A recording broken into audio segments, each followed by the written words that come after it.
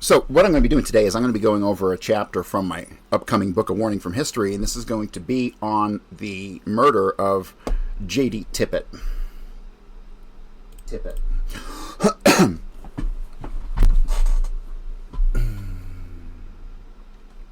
As we've already discussed, Oswald's alleged flight from Dealey Plaza on Cecil McWater's bus and in William Whaley's cab were more pre-planned, staged events. Oswald was nowhere near Dealey Plaza that day, and with that being the case, we can rest assured that he took neither the bus or the cab to the North Beckley boarding house.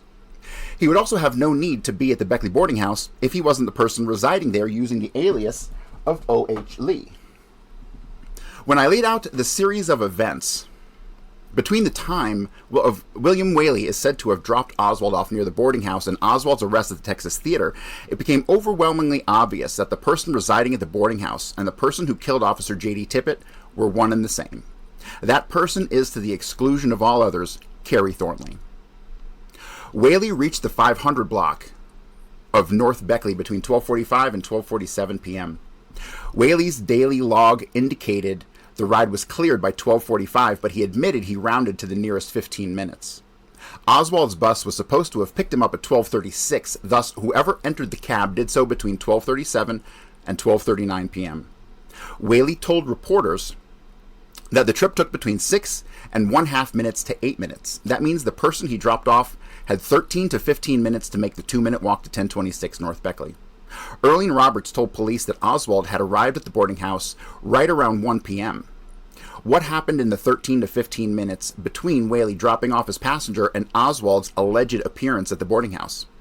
One thing to note is that in William Whaley's televised interview with CBS, he identified the target address not as 1026 North Beckley, but as 1018 North Beckley, the property next door. I do not know if Whaley was just mistaken or if he had some other knowledge of his passenger's destination that we are unaware of. Even if he had been mistaken, it got me thinking about the gap in question. The conclusion I drew is that there must have been another safe house in the area. This would help to account for the missing time if the person who was dropped off by Whaley walked there and not the Beckley boarding house. This would also help to account for the whereabouts of Carrie Thornley, who would have had to have been kept out of sight during these crucial moments, while the false trail of Oswald's escape was being created.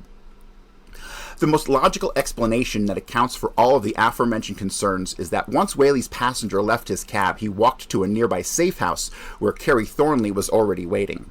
Just before 1 p.m., Thornley leaves this safe house and walks to the 1026 North Beckley boarding house where he is seen by Earlene Roberts. He is wearing a white t-shirt.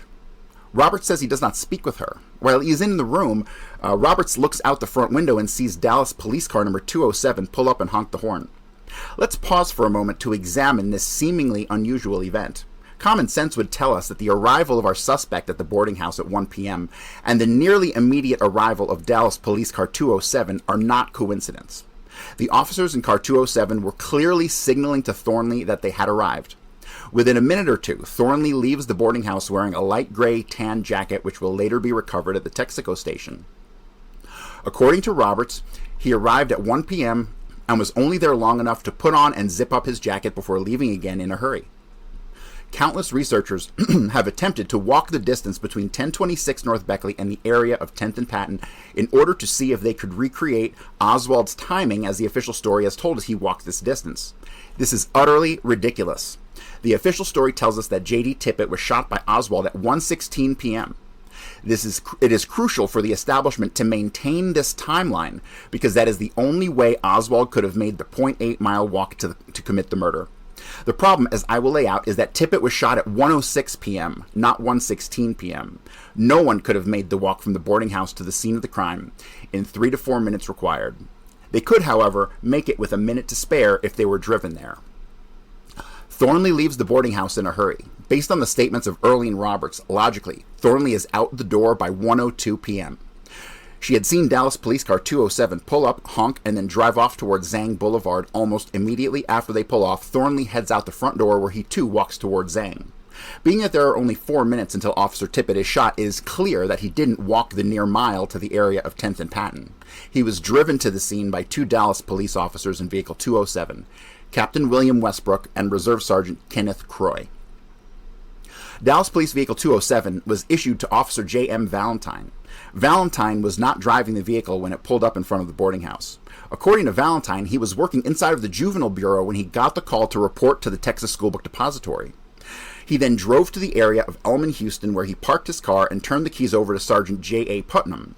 His passenger en route to the book depository, Sergeant Gerald Hill, will play a crucial role in the events between the time Tippit is shot and the time Oswald is arrested at the Texas Theater. Valentine's statement will indicate that he never drove to Oak Cliff during the investigation. Despite Sergeant Putnam's name having been given by Valentine as the supervisor to which he had turned the keys over, none of Putnam's statements indicate as much. For some unknown reason, it is Captain Westbrook who makes a statement to the police department regarding Putnam's involvement. The keys to car number 207 were given to Sergeant J.A. Putnam along with keys from other cars parked in the immediate vicinity and released to the 3rd Platoon commander at City Hall at approximately 3:30 p.m. No one ever names the 3rd Platoon commander, which is unusual for an incident like this one. As a former cop, I can tell you with certainty that if I had to document whom I turned keys over to, writing 3rd Platoon commander in a report would be unacceptable. Anyone who reviewed this report would demand to know the actual identity of the commander in question. This indicated to me a clear attempt to obfuscate the investigative trail. Westbrook is a liar. He made numerous contradictory statements about his whereabouts between the time of the assassination and his arrival at the scene of the Tippit shooting almost immediately after it happened. That is a 45-minute time frame during which we cannot account for Westbrook's actions. At the time of the shooting, Westbrook stated that he was in his office and had been notified by one of the dispatchers identified as a Mrs. Kinney. He had been alerted to the fact that they were requesting additional officers to the area of the book depository. According to Westbrook, he sent Sergeant Stringer and Sergeant Carver to the scene along with possibly Joe Fields and McGee. Westbrook told the Warren Commission that because there were no cars available, he walked the 1-mile stretch from his office to Dealey Plaza, periodically stopping to listen to what he called false reports that were coming in over public radio. Westbrook was the captain of personnel. He was in charge of investigations of new police candidates as well as having some involvement in the internal affairs of the agency. He was not in any way associated with the robbery homicide unit. He wore plain clothes, not a uniform. The big thing to note here is that despite Westbrook claiming that no cars were available, he never mentioned the fact that he himself had a department-issued vehicle, a dark blue, unmarked police car. He never makes any mention of this vehicle in any of his testimony or statements. Westbrook's unmarked police car was most certainly at play here because it was the vehicle used to transport Lee Harvey Oswald to the police station after his arrest. John Armstrong puts heavy emphasis on Westbrook's statements to the Warren Commission and does a great job of pointing out his contradictions. Despite having testified to the Warren Commission that he had sat around his office for a while before walking the near 1-mile distance to the depository, Armstrong points out that Westbrook stated, quote, after we reached the building, I contacted my sergeant. The important word here is we. How could Westbrook have used the term we unless he was not alone? Did he walk the mile with someone else, or did he and someone else drive the mile in Westbrook's unmarked police car? Westbrook claimed that after walking the mile to the depository, he made contact with Sergeant H.H. Stringer, who was standing in front of the building when he arrived, allegedly around 1 p.m. He then claimed to have walked alone into the building through the first floor and out onto the loading dock in the rear of the building. A few minutes later, at approximately 1:15 p.m., he was notified that an officer had been shot in Oak Cliff, so he, Stringer, and an unnamed officer hopped into a car and headed to the area of 10th and Patton. In his testimony, Westbrook clearly indicated that he had been driven to Oak Cliff by an unidentified officer. However, as we shall see, other statements provided to investigators will completely contradict this. Dallas Morning News reporter Jim Ewell made the following statement about his experience once he heard about the killing of Officer Tippit. Quote, I left the location at the school book depository and jumped into a car driven by Captain Westbrook and Sergeant Stringer. I rode in the back seat as we sped across into Oak Cliff by taking the Houston Street Viaduct besides the Dallas Morning News. As you can see, the statement by Jim Ewell indicates that Westbrook was lying about getting a ride to Oak Cliff with an unidentified officer. So now we have Westbrook and Sergeant Stringer, who both most likely drove together in Westbrook's unmarked police car, arriving at the book depository around 12:45 p.m., give or take a few minutes. Around the same time, we have Officer Valentine in Vehicle 207 arriving at the book depository with Sergeant Gerald Hill. It is likely that at this time, Westbrook left his unmarked vehicle in the area of Dealey Plaza, grabbed the keys to Vehicle 207 from Sergeant Putnam, and headed towards 1026 North Beckley Boarding House. Along the way, Westbrook meets up with Reserve Sergeant Kenneth Croy, probably in the area of North Oak Cliff. Westbrook could easily make the 1.9-mile trip to 1026 North Beckley in time to honk the horn in front of the boarding house, drive Thornley to 10th and Patton before making it back to the book depository in time to give Jim Ewell a ride to Oak Cliff at 1:15 p.m. Sergeant Croy's testimony to the Warren Commission is problematic for several reasons. The first reason is that no one can corroborate Croy's statement as to his whereabouts between the time frame of the assassination and the time he arrived on scene at the Tippit shooting. He told the Warren Commission that he was in his car at City Hall when he had heard about the assassination of President Kennedy. He then took 20 minutes hemmed up in traffic before arriving. He stated that he pulled up to the area of Houston and Elm and asked an unknown officer if they needed any help. According to Croy, he then started to drive home. I guess despite the president being killed while he was on duty and driving around, he didn't believe his help was needed, so he left. Curious, I know.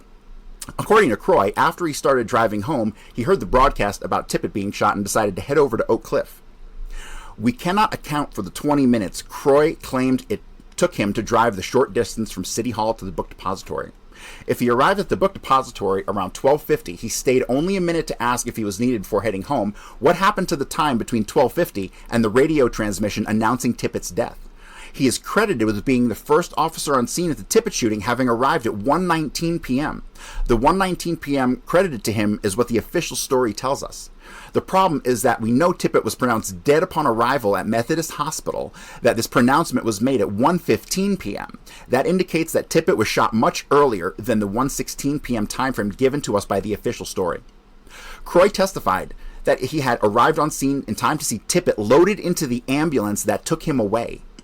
If Tippit was pronounced dead at 1:15 p.m., Croy must have arrived on scene in the neighborhood of 1:11 p.m.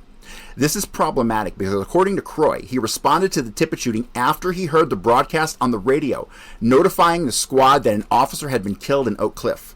This broadcast, according to Dallas Police radio transcripts, did not occur until 1:18 p.m. To summarize what I have concluded so far, after learning of the assassination, Captain Westbrook and Sergeant Stringer most likely drive to Dealey Plaza together in Westbrook's unmarked blue police vehicle. Officer Valentine drove to Dealey Plaza with Sergeant Gerald Hill. Sergeant Croy drives to Houston and Elm after leaving City Hall and having sat in traffic for an unknown amount of time. All three vehicles arrive in Dealey Plaza in the neighborhood of 12:45 to 12:50 p.m. Valentine parks vehicle 207 in the area of the book depository and allegedly gives his keys to Sergeant Putnam. He and Sergeant Hill then enter the book depository. At around this time, Westbrook obtains the keys from Sergeant Putnam and drives Dallas Police Car 207 from Dealey Plaza to 1026 North Beckley, 1.9 miles away.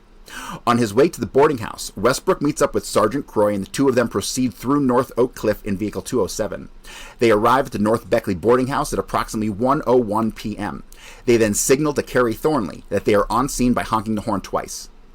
At approximately 1:02 p.m., Kerry Thornley leaves the boarding house as was witnessed by Earlene Roberts. He walks to meet Westbrook and Croy in the area of North Beckley and Zang Boulevard. Westbrook and Croy drive Thornley the 0.8 miles to the area of 10th and Patton in under 4 minutes, arriving in the alley next to 404 East 10th Street, where Officer J.D. Tippit's patrol vehicle is already on scene. Tippit's vehicle is blocking the alley that Westbrook had pulled into from the other side of 404 East 10th Street. We know that at the time of the shooting, a police vehicle was in the alley facing Tippit's patrol car, thanks to the testimony provided by a woman named Doris Holan, whose statements I will cover shortly. The big question for most is, why was Tippit killed? Many have speculated about this over the years. Some believe that he was killed because of his resemblance to John F. Kennedy, and that his body was used as some kind of double for the Kennedy autopsy photos. As intriguing as this is, there's no real evidence to back this up. The autopsy photos of Kennedy were absolutely faked. They do not depict the gaping hole in the back of Kennedy's head that was observed by all the physicians at Parkland Hospital. Was Tippit's head used in the Kennedy autopsy photos? I don't know, but I really don't believe this to be the case. I find it more likely that Tippit was killed to instill outrage among the cops in Dallas, to spark the police into action to catch Tippit's killer. Officer Tippit was absolutely involved in the plot to kill Kennedy. However, what his actual role was is unknown, and his actions leave much room for conjecture. Instead of speculating on his motivations and his whereabouts throughout the morning, I will start with what we know. J.D. Tippit was standing on Houston Street between Main and Elm when Kennedy was killed. We know this because he is clearly visible in a single unedited frame from the Robert Hughes film. This single frame captured Tippit on Houston Street just as Kennedy's limo was making the left-hand turn onto Elm Street just seconds before the first shot was fired. The vast majority of images taken from the Robert Hughes film have been obviously tampered with. However, it would seem as though the perpetrators left us their typical calling card. Buried in the mountain of images of Dealey Plaza taken that day, if you look hard enough, you will find the single frame I am referring to. The snapshot of Houston Street is a clear marker of Tippit's actual location at exactly 12:30 p.m. After the assassination in the neighborhood of 12:35 p.m., Tippit is seen by witness Velma, whom we've already discussed. She sees Tippit behind the book depository, where he yells to David Ferry, "I said move that car." That car being the gray Plymouth owned by Carl Mathers of Collins Radio. Tippit was probably concerned about the Plymouth being spotted in Dealey Plaza, as Mathers was a close friend and associate of his. Mathers will make an appearance at Tippit's home after the news of his killing is broadcast. According to Velma, Tippit and Ferry, whom she described as having real heavy eyebrows, drove around the building across the book depository, which led her to speculate that they had met up on the other side. I believe her observations and testimony are spot on. Her statements on the radio program she called into are corroborated not only by the image of Tippit in the Robert Hughes film, but by her shockingly accurate descriptions of both David Ferry and the gray Plymouth he was driving. Ferry fired the first shot at JFK, striking him in the throat. He tosses his gun to Blackman, who breaks it down and places it in a toolbox. Ferry is then captured on film at the pergola, then in a photograph of the railroad yard, presumably at the time he was cutting back behind the depository to get to his vehicle. Velma then sees him sitting in the gray Plymouth when Tippit yells at him to move the vehicle. They take off and meet on the other side of the building next to the depository. This can be no later than 12:36 p.m. From here, we know that Tippit made his way back to Oak Cliff. At approximately 12:45 p.m., Tippit is seen parked at the Gloco, or Good Luck Oil Company, gas station at 1502 North Zang Boulevard. He is sitting in his car facing the Houston Street Viaduct overpass, apparently watching cars as they drove in from downtown Dallas. Researcher William Turner of Ramparts magazine published an article in 1966 in which he stated that he had met and interviewed 5 witnesses who saw J.D. Tippit sitting at the Gloco. Al and Lou Vogtland saw Tippit parked at the gas station and waved to him. Their account of the incident was corroborated by 3 of the Gloco station employees identified as Tom Mullins, J.B. Lewis, and Emmett Hollingshead. All 3 of these employees confirmed that Tippit was in fact parked at the station from 12:45 until around a few minutes before 1 p.m. The one aspect of this incident that I find to be most compelling is that just over the Houston Street Viaduct on the Oak Cliff side, next to the Gloco station, is a bus stop. This bus stop was one of many stops to be made by the Marsalis bus that Lee Harvey Oswald was alleged to have traveled on after fleeing the book depository. This is too much of a coincidence for me. What I derive from this tidbit of information is that Officer Tippit was supposed to be in that exact location in order to meet whomever was supposed to be getting off that bus. As Oswald was nowhere near Dealey Plaza that day, who it was that Tippit was supposed to meet is still a mystery. I think there is a solid chance that Tippit was told to be at that bus stop while his co-conspirators knew that no one would be getting off that bus. If Tippit was told to be there to meet someone, whether for the purpose of killing or arresting them, and they did not get off the bus as he was told they would, this would likely cause the panic that ensued for Tippit, as was described by witnesses at his next stop, the Top 10 record store. After leaving from the Gloco station at a few minutes before 1 p.m., Tippit speeds to the Top 10 record store where he is seen by the owner Dub Stark and his employee. A few minutes before this is a quote, a few minutes before Dallas police officer J.D. Tippit was murdered at 10th and Patton, he was sighted 0.6 of a mile away at the Top 10 record shop by its owner in 1963, J.W. Dub Stark, and a young clerk that worked in the shop named Louis Cortinas. They basically said that Tippit came into the shop in a hurry, asked to use the phone. Tippit made a call, did not get an answer. Then Tippit quickly left the shop and drove his squad car away at a fast speed in the direction of the street he was murdered. After leaving Dealey Plaza, Tippit waited at the Gloco station for someone to get off the Marsalis bus. When the bus came and went with no one getting off, Tippit panicked. He rushed to the Top 10 record store to make and made a call that goes unanswered. Quote, Tippit said nothing over the phone, apparently not getting an answer. Cortina said he stood there long enough for it to ring 7 or 8 times. Tippit hung up the phone and walked off as though he was worried or upset about something, Cortina said. Who he called is unknown. Still in a panic, he rushes out the door and heads towards the area of 10th and Patton, where he will ultimately meet his demise. If you'll recall, Tippit had been in the Top 10 record store earlier that morning at a time when Lee Harvey Oswald was supposed to have been present. We know it wasn't Oswald at Top 10 that morning, and it was most likely Kerry Thornley. We will revisit this shortly. As he rushed towards 10th Street at approximately 1:01 p.m., Tippit makes a traffic stop. It is never called out over the radio, but we know that it did in fact happen. James A. Andrews was driving west on 10th Street, several blocks away from the area that Tippit would be killed. He was driving to his office at American National Life Insurance, where he was returning after having lunch. He told investigator Greg Lowry that while he was heading back to the office, he was pulled over on 10th Street by Officer Tippit. He said that he saw a police car speed up behind him. The vehicle then went around him and cut him off, forcing him to pull off the road towards the curb. He stated that the officer got out of his car in a hurry and signaled to him to remain stopped, and then walked back to Andrew's car before looking in the area of the back seat. When he found nothing, the officer returned to his car without saying a word to him and took off again. Andrews saw the nameplate on the officer's uniform read Tippit. Tippit's next stop would be in front of the alley at 404 East 10th Street, where he would be gunned down not by one man, but by two.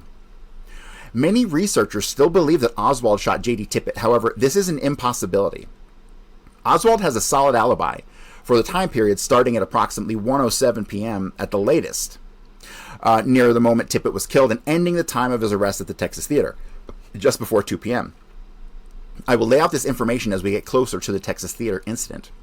Once I realized that the assassin of J.D. Tippit could not have been Oswald, it brought the pool of suspects down to two: Kerry Thornley and William Seymour, the two men who had been paramount in establishing the communist dissident persona by impersonating him all over New Orleans, Dallas, and elsewhere. As William Seymour had fled the depository in Lawrence Howard's green Nash Rambler station wagon and made his way to the Tidy Lady Laundry sometime around 1 p.m., it became clear to me that Seymour was on the other side of Oak Cliff when Tippit was killed. That leaves us one suspect, and one suspect alone, in the killing of Officer J.D. Tippit: Kerry Thornley.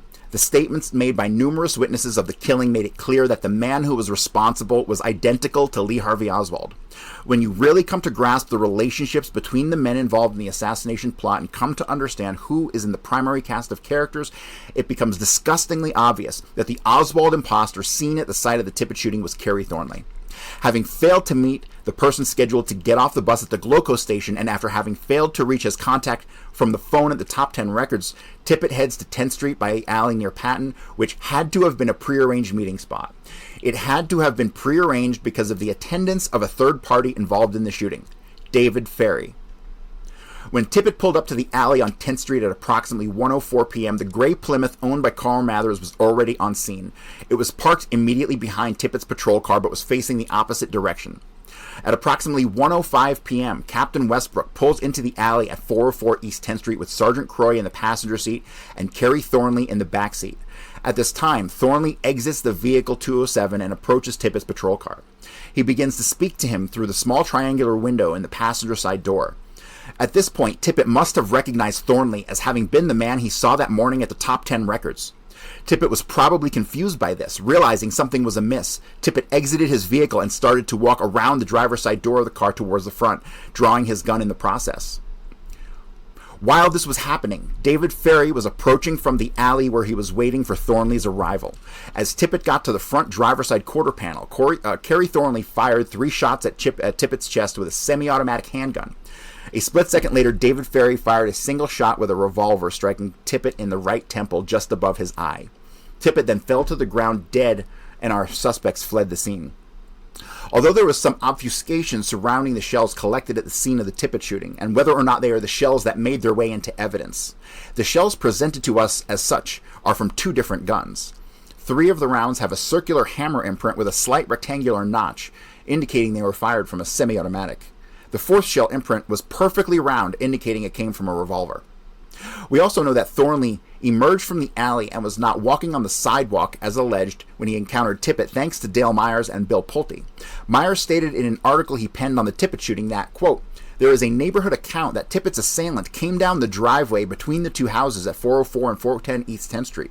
Bill Pulte wrote, "This report is plausible because it has been shown that the assailant was not walking east, and the testimony that he's walking west is contradictory." We also know there were 2 shooters because of the testimony of 3 extremely important witnesses: Akilah Clemens, Frank Wright, and Doris Holen. Akilah Clemens was interviewed by Mark Lane. She was never interviewed by the Dallas Police, FBI, or anyone else for that matter. In her interview with Mark Lane, she stated that she had heard the shots fired. When she stepped outside of the residence she was in, located on East 10th Street, she saw a man with a gun and stated that when she saw him, he was reloading his gun. When asked to describe this man, she stated that he was kind of chunky. She also stated that he was kind of heavy, but he wasn't a very big man. She stated that he was short and kind of heavy.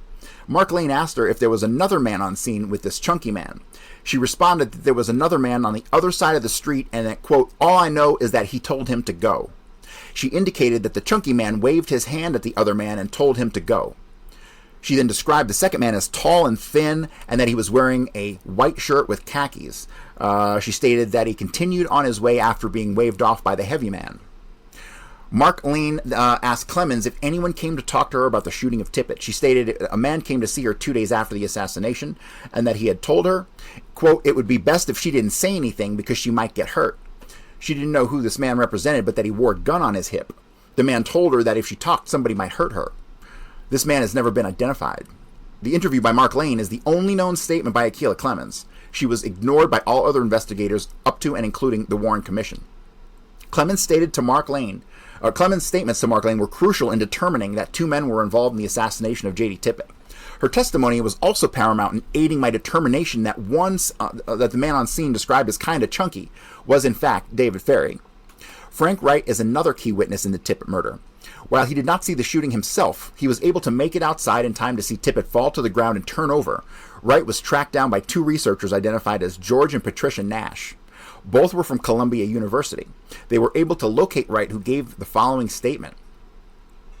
Quote, I looked around to see what had happened. I knew there had been a shooting. I saw a man standing right in front of the car. He was looking towards the man on the ground. He stood there for a while and looked at the man. The man who was standing in front of him was about medium height and he had on a long coat. It ended just above his hands. I didn't see any gun. He ran around on the passenger side of the police car. He ran as fast as he could go and he got into his car. The car was a gray, little old, it was a 1950, 51, maybe a Plymouth. It was a gray car parked on the same side of the street as the police car, but beyond it from me. It was heading away from me. He got in that car and he drove it away as quick as could be, as you could see. He drove down 10th Street away from me. I don't know how far he drove. After he got into the middle of the next block between Patton and Crawford, I didn't look at him anymore. Wright's statement to the Nashes is of incredible importance. Here we once again have testimony given by a witness to the Tippit crime scene who clearly identified two men as having been present at the time of the shooting.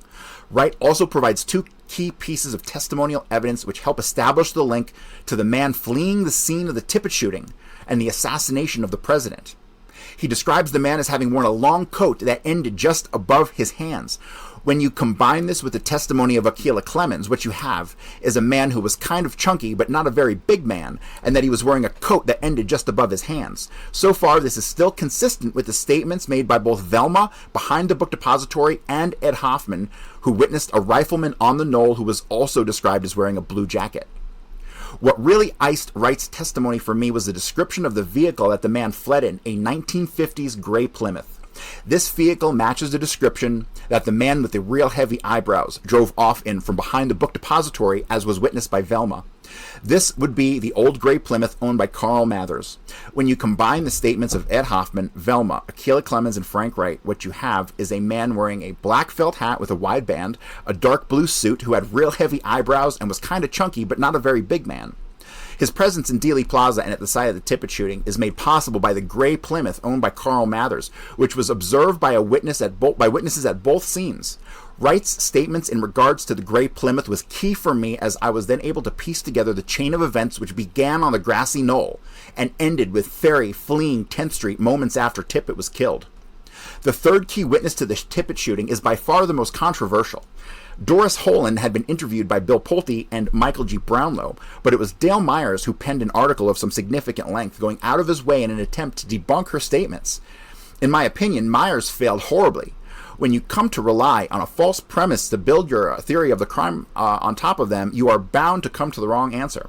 This is exactly what Myers did in his 2020 article titled Doris E. Holland and the Tippit Murder, The Truth About Claims She Witnessed the Shooting on 10th Street. Myers is an Oswald did it guy. Anyone who calls himself a JFK assassination researcher who believes Oswald had anything to do with the assassination is an absolute failure as an historian. Oswald was walking through the door of the Texas Theater at 1:06 p.m., give or take, so we can discredit all of Dale Myers' conclusions about the assassination of J.D. Tippit. He did a wonderful job of gathering facts and statements, but Myers, like the vast majority of Kennedy researchers, had no idea how to interpret the data he gathered. Part of understanding the investigative process is understanding people and their motivations. As a cop, I interviewed in my career well over 10,000 witnesses. The one thing I can tell you about witnesses is that they are all imperfect. Their interpretation of events is often shaped by outside influences in the moments after the incident they witnessed had occurred. As a cop, it almost seemed like my job was to be on the receiving end of bad information all day long. After spending years on the road interviewing various types of people in various types of situations, I found that there is a kind of need to average together all statements of witnesses to a particular incident. You throw out the outliers and you go off what mostly is agreed upon. This is a skill that Dale Myers obviously never learned. He discredits Doris Holan's statement entirely, claiming the reason he does not believe her testimony is because she was not living in the location that she claimed to have witnessed Tippit's assassination from. As a highly trained and experienced investigator, I can say that Myers' take on Holan's statements was dead wrong and his reasoning is flimsy at best. Holan provided details in her statement to Pulte and Brownlow that she could not have known if she was not exactly where she said she was. According to Brownlow, so she ran from the back to the living room and threw the curtain back and looked out the window and she could see this officer, Dallas police officer, laying in the street, saw his squad car, and she said on the sidewalk was a man. She said he had a gun in his hand. He had on a white jacket, black pants, and a kind of receding, balding hairline. The man had on a white jacket and a receding hairline. Holan could not have known these two crucial details unless she was upstairs in her apartment right where she said she was. The white jacket obviously being the light gray tan jacket that was later recovered at the Texaco. The receding hairline was, as anticipated, a match to both Oswald and Thornley. But as I've already stated, Oswald has an alibi. After the shooting, Thornley looks up and sees Holan in her window looking back at him. When asked by Brownlow if she could identify this man, she told him, "Well, I've always said it like this," she said. "The man that I saw later that evening on TV and in the interviews when Ruby was shot," she said, "if it wasn't him, it was his twin brother." If it wasn't him, it was his twin brother. Simply priceless and consistent with all of the other sightings of Oswald that we know were not Oswald. After looking out the window at Tippit's assailant, Holan reportedly told Brownlow that at that moment a strange thing happened. As she watched the man in the white jacket, a second man walked down the driveway in a dark blue jacket. Mrs. Holan claimed the second man was about the same height as that man in the white jacket, but much heavier, weighing over 200 pounds. Now we have a third witness attesting to the fact that there was another man on scene described as being well over 200 pounds, wearing a dark blue jacket, and being approximately the same height as the man in the white jacket. Do you see how each of these witnesses who observed David Ferrie in Dallas each described the bulk of the same information but with slight variation? Can you see the link between the statements made by Holan and the descriptions given by Ed Hoffman and Velma? When you take a step back and look at the totality of information gathered from these witnesses, it becomes clear they are all describing the same man. Ed Hoffman described a blue jacket. Velma described a suit. Now we have Doris Holan stating the man had on a dark blue jacket. And add the same statements provided by Frank Wright and Akilah Clemens, and you have a picture-perfect description of David Ferrie, real heavy eyebrows and all. And then he turned to the man in the white jacket, Brownlow said, and began to do this, gesturing with his arms as if to say, "Go on," like telling him to leave, get out of here. She said, that's when the man in the white jacket turned to his left and proceeded towards Patton.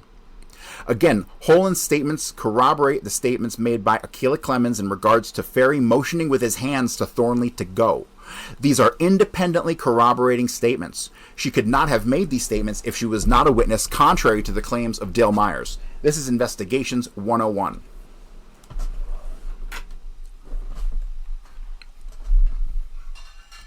Mrs. Holan told Brownlow that she watched the man in the white jacket until he disappeared from view, rounding the corner house and heading south on Patton Avenue.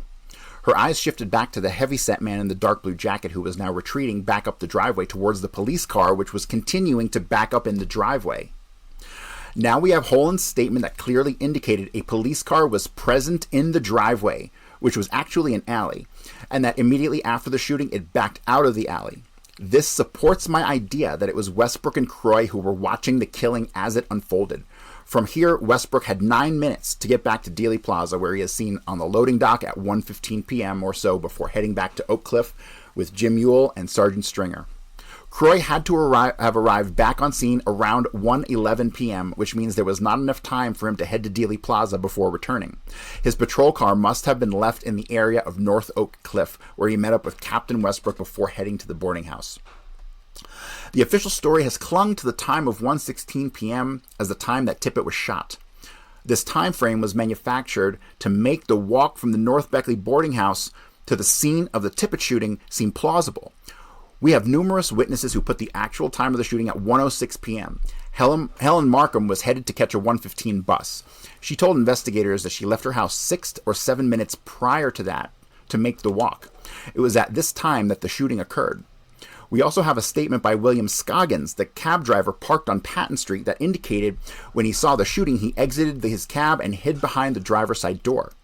He places the time of the shooting at approximately 1:06 p.m. On a side note, Jean-Pierre Lafitte, who was one of 2 CIA agents who used the cryptonym QJ Wynn, the other being Otto Skorzeny, is known to have used the alias Scroggins. Is there a connection? Don't know. However, it's on my to-do list to find out. Domingo Benavidez was driving a pickup truck on 10th Street and was only a few yards away from Tippit when the shooting occurred. He pulled his truck over and within a few minutes used Tippit's radio to notify Dallas police that an officer had been shot. It is estimated that this call occurred at 1:09 p.m. Benavidez told investigators that when he had handed the radio receiver to another man on scene identified as T.F. Boley, Boley puts his arrival on scene at 1:10 p.m. After the killing of Tippit, David Ferry fled the scene in Carl Mather's gray Plymouth. Kerry Thornley fled on Patton Street and made his way over to Jefferson, where he attempted to gain entry into a secondhand furniture shop located at 413 East Jefferson. In 2013, Dale Myers was contacted by the family of a woman who was witness to Thornley's attempt to enter 413 East Jefferson. Once again, Myers gathers data that he simply excludes from his theory of the crime because it didn't fit his preconceived notion that Oswald shot J.D. Tippit. The woman in question was identified as Dorothea B. Dean. Dean was working at her retail store called Dean's Dairy Way. Dean's Dairy Way was a small, convenient-type store which had 2 open garage-style doors facing the backside of 413 East Jefferson, the secondhand furniture shop which was located on the second floor of the building.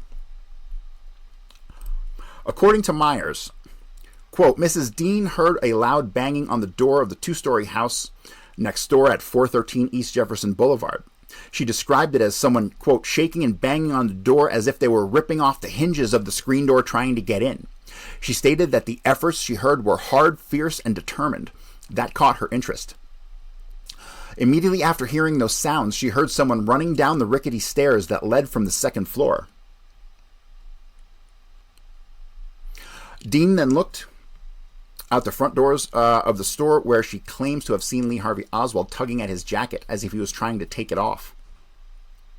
The family told Myers that he had passed within 10 feet of Mrs. Dean and that she could positively identify Oswald as the subject in question. Despite the light gray tan-colored jacket having been recovered at the Texaco, allegedly under a car in the parking lot, they told Myers something quite different. According to Dean, the man discarded his jacket on a tire rack next to the Texaco, not in the parking lot. Dean then exited the store, retrieved the jacket, and held onto it later when the police came to speak with her. Despite Myers being the source of this new information, he doesn't believe the story at all. I do. One of Dean's daughters relayed an anecdote to Myers, which to me demonstrated the statements made by Dean were true and accurate. Quote, we joked that she should have kept the jacket as it was a collector's item. We told her, you could have paid our way through college with that jacket. Unless you have had experience in interviewing thousands of witnesses in thousands of cases, you wouldn't understand the relevance of a personal anecdote. The quote above from Dean's daughter lets us in on a personal family joke. This is not the kind of statement that a liar or attention seeker would have thought to make up. This statement tells me that Dean's daughter believed that her mother had actually recovered the jacket, hence was able to relay the information to Myers.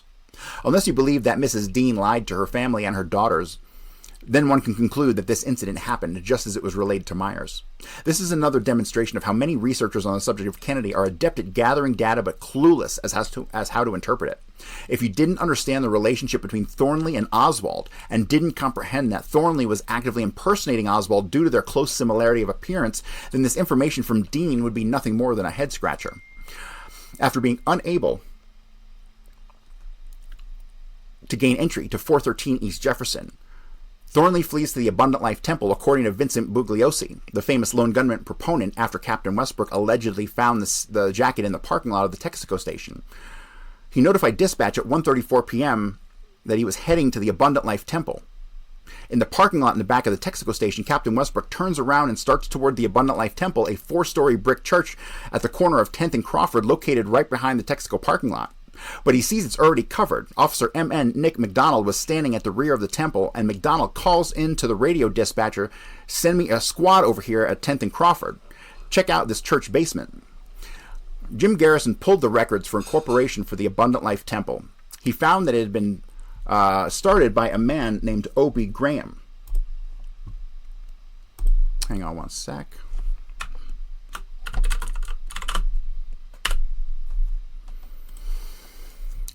Sorry about that.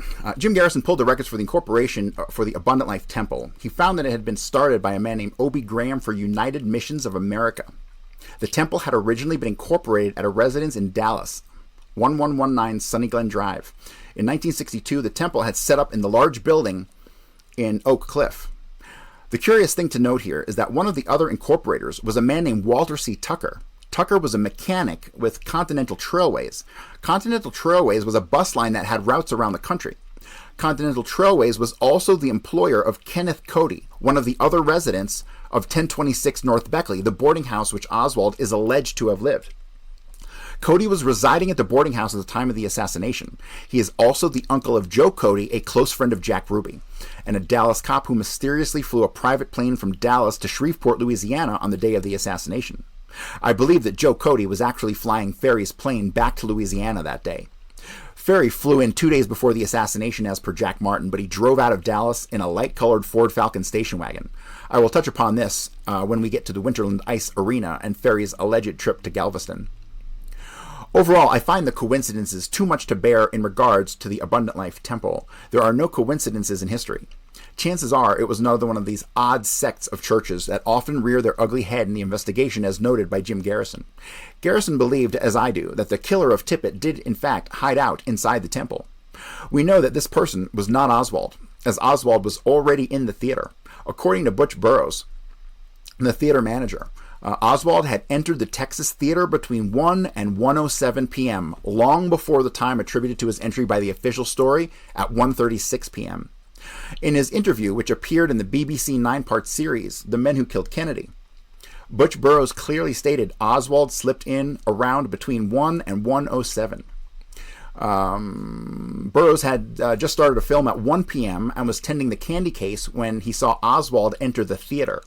To be off by a few minutes is one thing, but to be off by 30 minutes is a whole other ball of wax. The official story has Oswald passing shoe store salesman Johnny Brewer at 1:36 p.m., followed by his immediate entry to the Texas Theater. We know that Oswald had stayed the night in Fort Worth at the Payne residence. The Paynes and Marina all make this claim. What we don't know is what was Oswald doing all morning up until the time he entered the Texas Theater at 1:06 p.m. Oswald was not at the book depository as alleged, so he must have been somewhere during this time. There is not enough data available to be able to know what he was doing, but I'm going to speculate.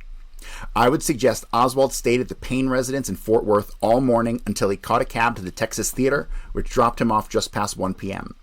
Initially, the cab driver who was brought Oswald to Oak Cliff is identified by Police Chief Jesse Curry as Darrell Click. This is prior to it being changed to William Whaley. We know that Whaley drove someone from the Greyhound station to the area of 500 North Beckley, but if Oswald was still in Fort Worth, who drove him to the theater? Could it be Darrell Click?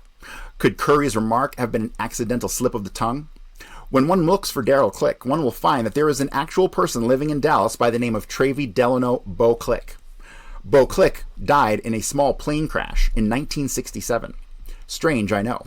Bo Click is also related to Bernice Click, who was the mother of Mildred Click, who was the connection to David Leon Miller, a.k.a. Dave Yaris. The Kennedy assassination is nothing if not consistent without these odd connections. Of course, we'll never know what Oswald actually did that morning, and this potential link to Bo Click is mere speculation, admittedly. Before we dig into the incident that will unfold inside the Texas Theater, let's talk about the theater itself and its dubious history. According to Atlas Obscura, the Texas Theater was financed by film producer and aviator Howard Hughes. It was unveiled in Dallas's Oak Cliff neighborhood in 1931. The theater is better known as the site where Lee Harvey Oswald was captured not long after assassinating President John F. Kennedy and a local police officer. Howard Hughes, the billionaire, aviator, and film pioneer, was responsible for financing the Texas Theater in 1931. Another interesting coincidence. Hughes's right-hand man was Robert Mayu. Mayu was a known FBI and CIA agent who was as close as you can be to Hughes. Mayu was also known for having connected the CIA to Johnny Roselli, the infamous mobster for the Mafia's assistance in taking out Fidel Castro. His most infamous assignment was to arrange a hit on Cuban leader Fidel Castro.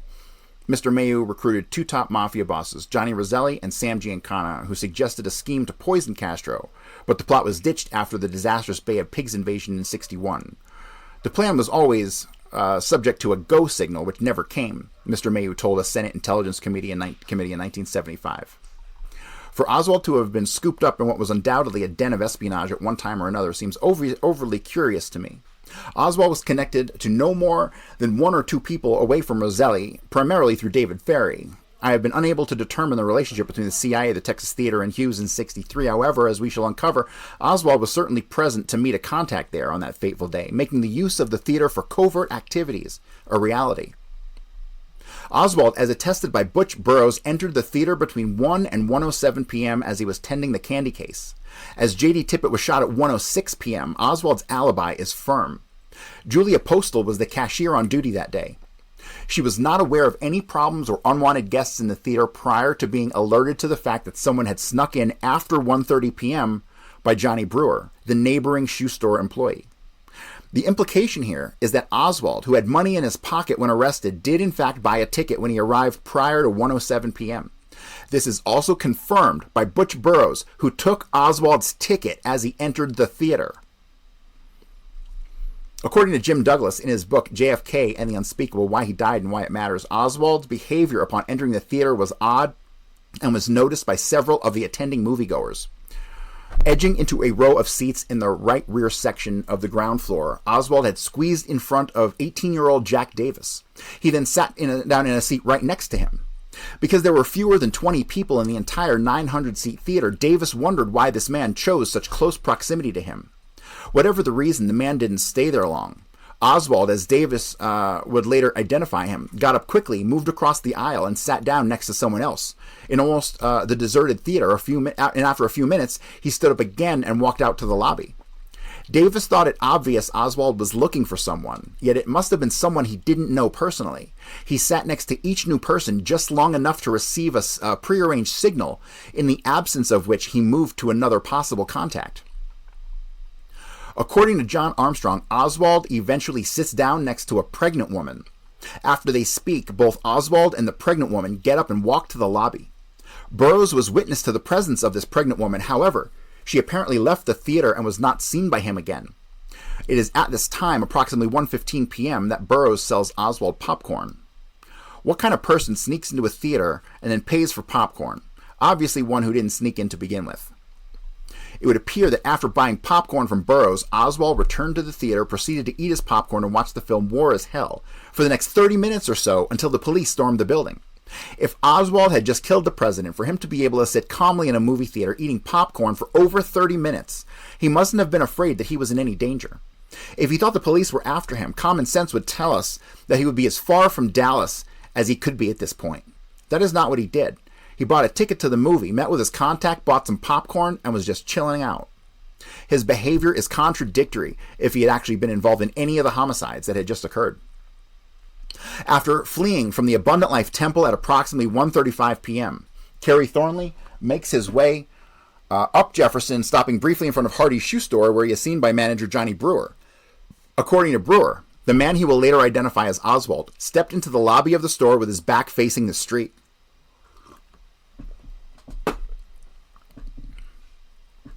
He had been listening to the radio, and by this time was likely aware of the Tippit shooting.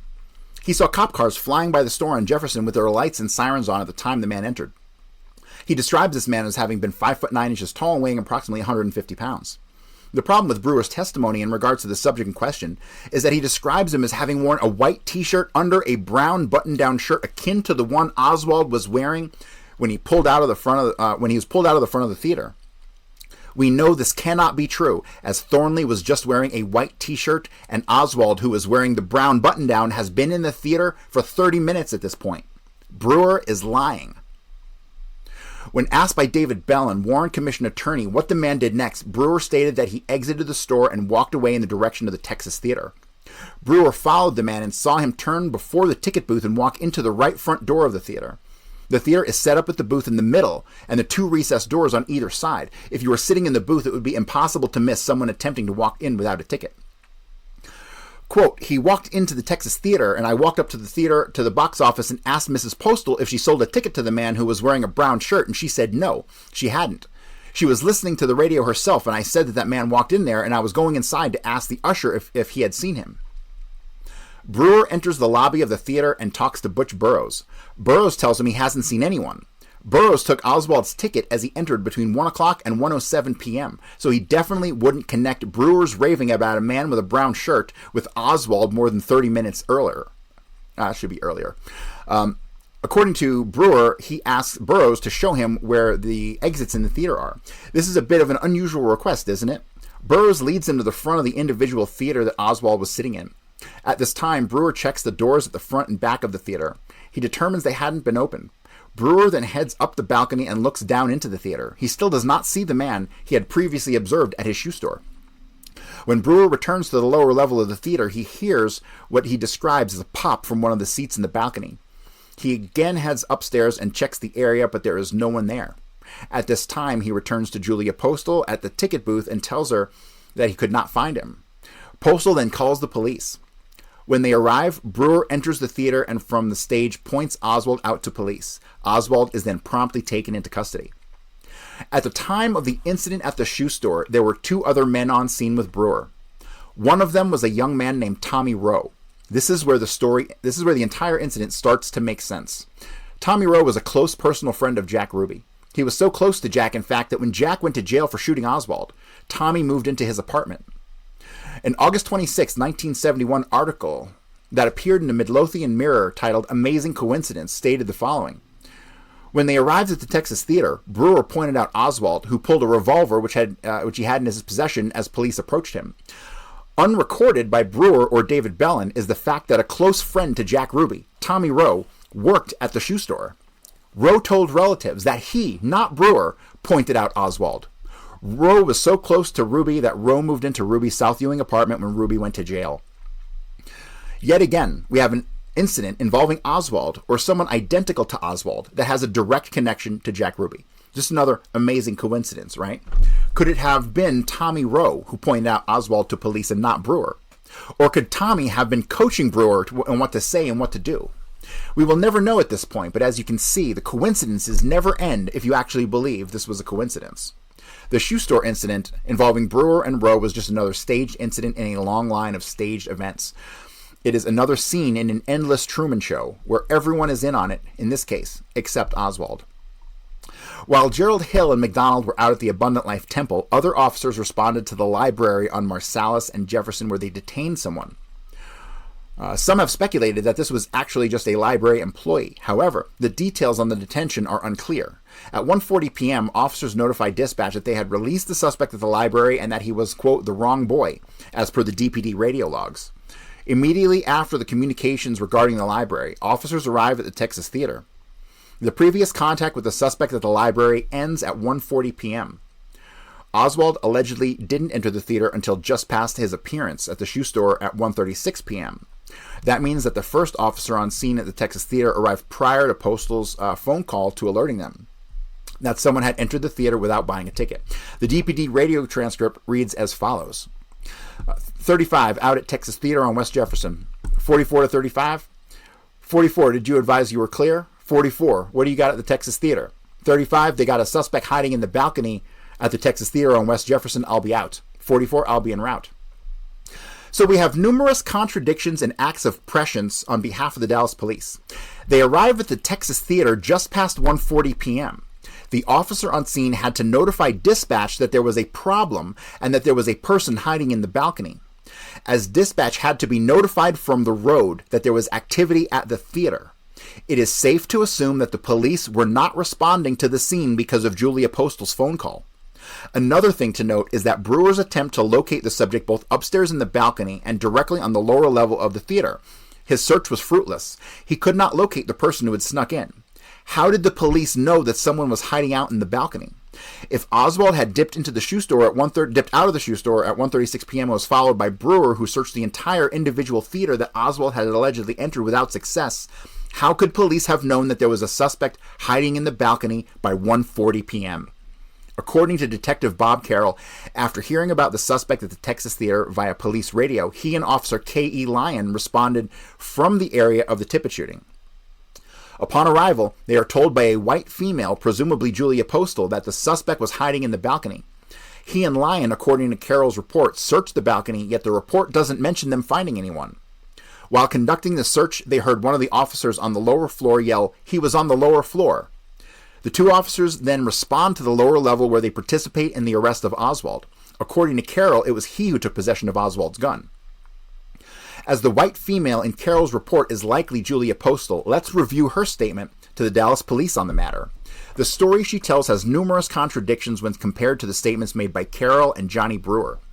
Quote, "I was listening to my transistor radio, and KLIF had just announced that President Kennedy was dead. I had just seen a police car go west on Jefferson.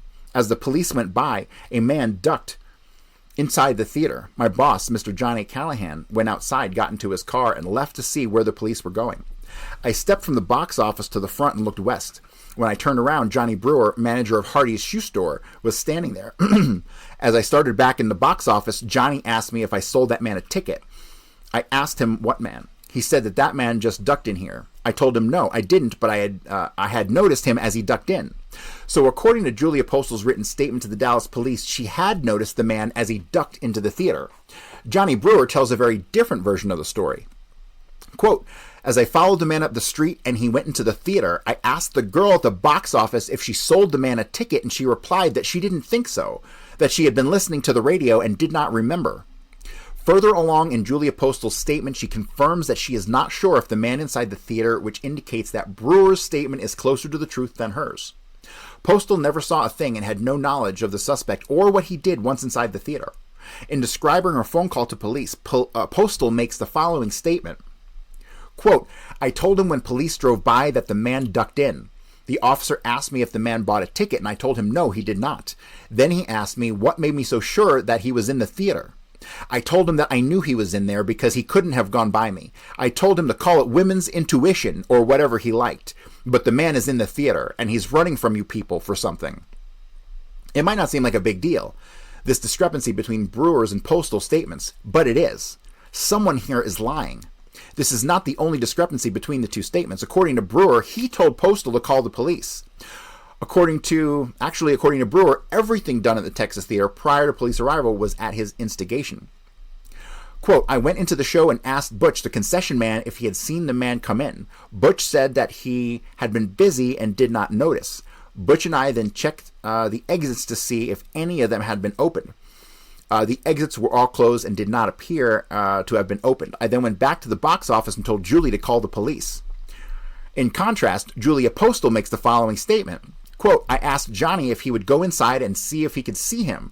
He went in and looked and then came out and said that he didn't see him. I told Johnny that he had to be in there and that he was running from the police for something.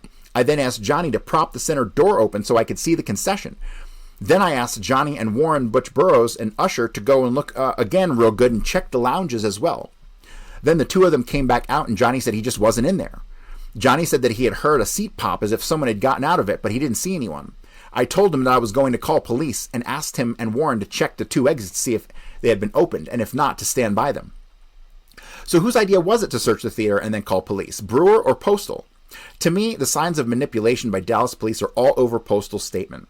Postal appears to have been clueless in acting under the direction of Johnny Brewer.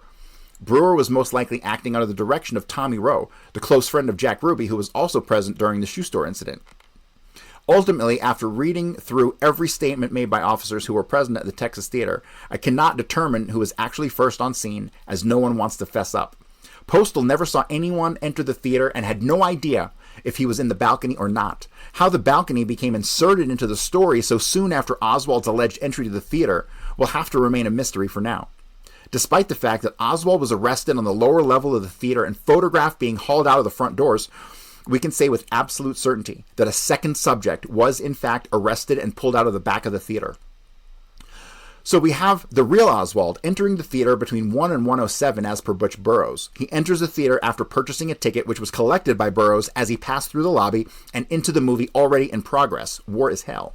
He meets with his contact, the pregnant woman, and then buys popcorn from Burroughs at 1:15 p.m. After buying popcorn, Oswald remains in the theater until his arrest. Carrie Thornley shoots J.D. Tippit and flees the scene, first attempting to gain entry into the second-floor junk shop on Jefferson. He then hides out in the Abundant Life Temple until approximately 1:35 p.m. when he makes his way up Jefferson, stopping in Hardy's shoe store at 1:36 p.m. Thornley then walks into the theater without buying a ticket, prompting a series of events involving Brewer, Postal, and Burroughs. Despite the fact that numerous officers and Johnny Brewer all claim to have searched the balcony, we know that this is where Carrie Thornley would eventually be located and pulled out of the back of the theater by police officers on scene. We have the following statements from Jim Douglas, which appear in his book JFK and the Unspeakable, Why He Died and Why It Matters. Quote, Butch Burroughs, who witnessed Oswald's arrest, startled me in his interview by saying he saw a second arrest occur in the Texas theater only 3 or 4 minutes later. He said Dallas police then arrested an Oswald look-alike. Burroughs said the second man looked almost like Oswald, like he was his brother or something.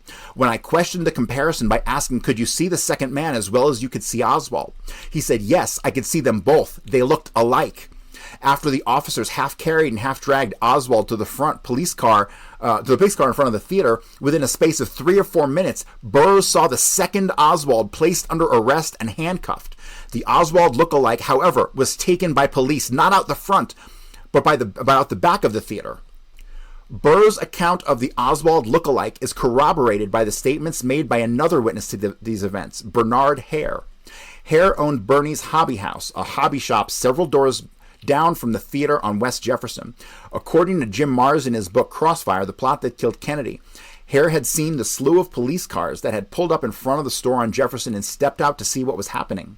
Being unable to see anything due to the large crowd that had amassed, Hare walked through his shop and exited through the rear door that led to the alley behind the theater.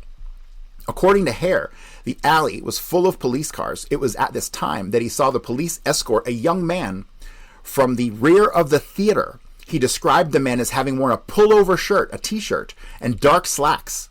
Hare believed that the man he saw under arrest, and he was, as he was described, was flushed as though he had been in some kind of struggle. He then saw the police load the man into the back of a police car and drive away. Quote, for nearly 25 years, Hare believed he had witnessed the arrest of Lee Harvey Oswald. He was shocked to discover that Oswald had been handcuffed and brought out the front door of the theater. He commented, I don't know who I saw arrested. I think at this point it is obvious. The man arrested and taken out the back doors of the theater was Carrie Thornley. As Oswald was arrested from the lower level of the theater, Thornley was obviously the man arrested out of the balcony. How do we know he was arrested in the balcony of the theater? We know this due to the police report filed by L.D. Stringfellow. Stringfellow, a detective within the Criminal Intelligence Unit of the Dallas Police, filed the following report dated November 23, 1963. Quote, the following report is submitted for your information. On November 22, 1963, Lee Harvey Oswald was arrested in the balcony of the Texas Theater, 231 West Jefferson, and was charged with the murder of the President John F. Kennedy and the murder of Officer J.D. Tippit. Between the statements of Burroughs and Hare, as well as from the police report filed by L.D. Stringfellow on November 23, 1963, it is fairly clear that a second subject, who closely resembled Oswald, was arrested out of the balcony of the Texas Theater and pulled out of the back doors before being shuttled away by officers unknown. This, however, is not the last time we will encounter this subject. After Thornley is shuttled out the back door of the theater, he is again seen, free as a bird, within minutes of his arrest several blocks away. His detention by police was short-lived, and his arresters obvious co-conspirators. At approximately 2 p.m., just minutes after Oswald and Thornley are removed from the Texas Theater, a mechanic at Mac Pate's garage, located on West Davis Street between Zang Boulevard and North Beckley, just blocks from the theater, sees a man whom he will later describe as having been identical to Lee Harvey Oswald. T.F. White was working at the garage when he observed a red 1961 Ford Falcon sitting in the parking lot of El Chico restaurant. Something about the vehicle and the man driving it had caught his attention, but has never been specified. He had known about the assassination of the president and killing of Officer Tippit, and for some unknown reason, he felt this red Ford Falcon was out of place. White approached the vehicle and saw the driver's profile. He would later tell KRLD-TV reporter Wes Wise that later on that night he had seen Oswald on television, and that man he observed in the red Ford Falcon was identical to Oswald. He also described him as having been wearing a white t-shirt, just like Thornley was wearing when he was pulled out of the back of the theater by police. White thought to grab the license plate of the vehicle, and lo and behold, the Texas license plate number PP4537 that was on the red 1961 Ford Falcon came back registered to one Carl Amos Mathers and belonged to a light blue over gray Plymouth. Yes, the same gray Plymouth that had been seen by Velma behind the book depository and by Frank Wright at the Tippit shooting. White stated that as he approached the vehicle, it took off in a hurry, heading west on West Davis. So within just 3 or 4 minutes of being pulled out of the back of the theater by police, Thornley is dropped off mere blocks away and handed the keys to a red 1961 Ford Falcon, which had Carl Mathers' license plate attached to it. You simply can't make this stuff up. Later on that same day, Dallas police will respond to the home of Mathers, where they find the gray Plymouth parked in the driveway with the proper license plate attached to it. Mathers worked for the CIA via Collins Radio and was a close friend of J.D. Tippit. Ferry had been driving the gray Plymouth that day, and Ferry had been a longtime CIA agent. Thornley was driving the red Ford Falcon with Mathers' plate on it, and Thornley had worked for the CIA. The final piece of this puzzle is the owner of the red Ford Falcon, identified as Igor Vaganov, who, as you should probably guess, worked for the CIA and was most likely the third man present in the shoe store along with Johnny Brewer and Tommy Rowe. The circle is now complete. Vaganov was a low-level spook, and from what I can tell, provided little more than a vehicle for Thornley's getaway after the Texas theater incident. The JFK Online research community for once came through and actually provided a detailed account of Vaganov's activities and his links to the red Ford Falcon, but I don't feel he is important enough to waste any more time on. Further research on him can be done here. There is one more extremely important happening that occurred at the Texas theater that must be addressed before we bring this chapter to a close. That would involve a running pickup truck that was located and searched by H.H. Stringer just off the alley behind the theater, and the man who drove it there, Jack Ruby. H.H. Stringer, who had caught a ride to Oak Cliff with Captain Westbrook in Westbrook's unmarked blue police car, arrives at the Texas theater shortly after the incident and is called out over the radio.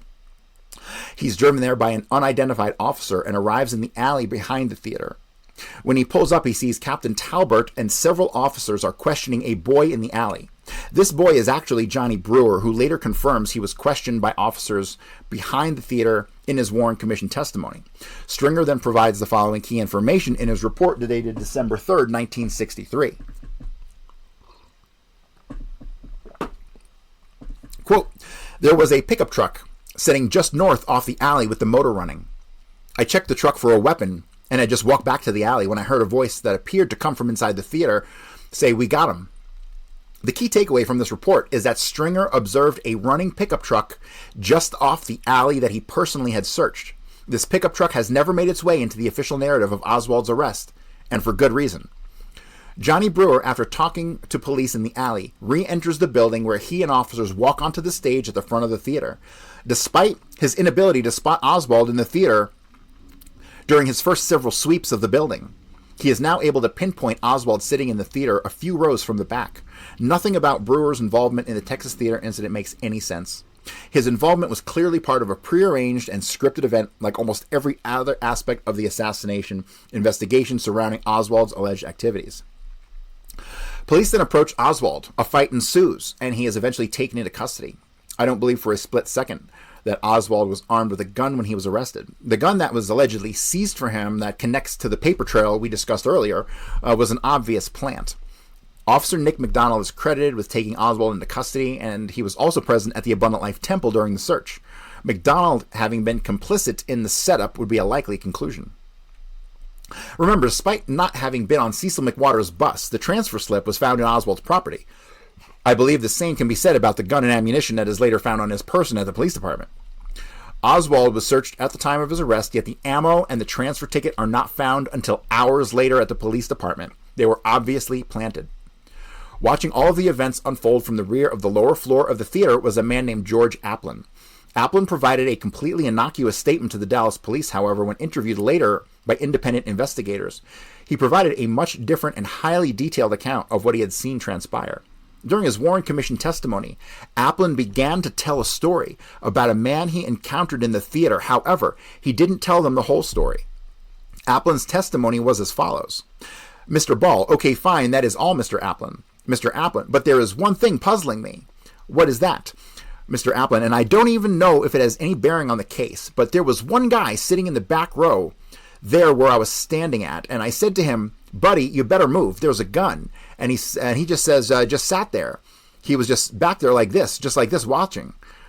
Just watching the show? No, I don't think he could have seen the show. Just sitting just like this, just looking at me. Do you know the man? No, I didn't. Ever seen him since? No, sir, I didn't. I tapped him on the shoulder and I said, buddy, you better move. Were you scared? Well, when I seen the gun, I was. Did you tell the police officer about this man? No, sir. At the time, I didn't think about it, but I did tell. I didn't even think about it when I went before the Secret Service man, but I did tell one of the FBI men about it. 15 years later, Applin would get a chance to finish his story he had begun during his Warren Commission testimony. He provided an interview with Dallas Morning News reporter Earl Goles. The following statement was taken from his interview, which was subsequently published on March 11, 1979, Dallas Morning News article titled, Man Believes He Saw Ruby at Scene of Oswald Arrest.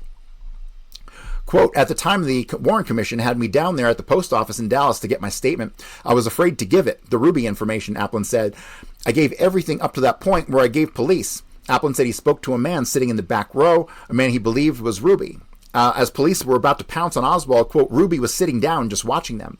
And when Oswald pulled the gun and snapped it at a policeman's head and missed, the darn thing wouldn't fire. That's when I tapped Ruby on the shoulder. I told him he'd better move because those guns were waving around. He just turned around and looked at me. Then he turned around started watching them. Applin had told reporter Earl Goles that after he saw Ruby shoot Oswald, he had recognized Ruby as the man he had attempted to speak to in the theater. When you look to verify the statements of the various witnesses, you look for corroboration. You look for any other piece of the puzzle that may fit. When I read Applin's statements to Earl Goles, I was immediately struck with the realization that Applin's story about Jack Ruby having been at the Texas Theater that afternoon fit perfectly with the statements made by H.H. Stringer in his report. Stringer searched a pickup truck just outside the alley that was left running. The one thing that he did not mention in his report was the vehicle's color, but I can tell you with near certainty that the color of the truck was green. When I read Applin's statement and combined it with the statements from Stringer, I realized that Ruby was in fact at the theater and that he had driven there in the green truck that he had been seen driving at 11 a.m. that morning when he broke down in front of the grassy knoll. Ruby was essential in carrying out the assassination of President Kennedy, and his presence at the Texas Theater simply adds additional credence to that notion that the killing of J.D. Tippit and the events that took place up until the time Oswald was arrested were all part of an elaborate series of staged, timed events. Unless you believe in a world of endless coincidence, I can't comprehend how anyone could arrive at a different conclusion. Once you come to understand the use and implementation of tradecraft techniques in the setup of Oswald, all of the steps leading to the Texas Theater as I have laid out begin to make perfect sense. All right. And that is it, ladies and gentlemen, for my chapter on J.D. Tippit. I've been ignoring the chat. Let me pull it up and see if there's even anybody watching. All right.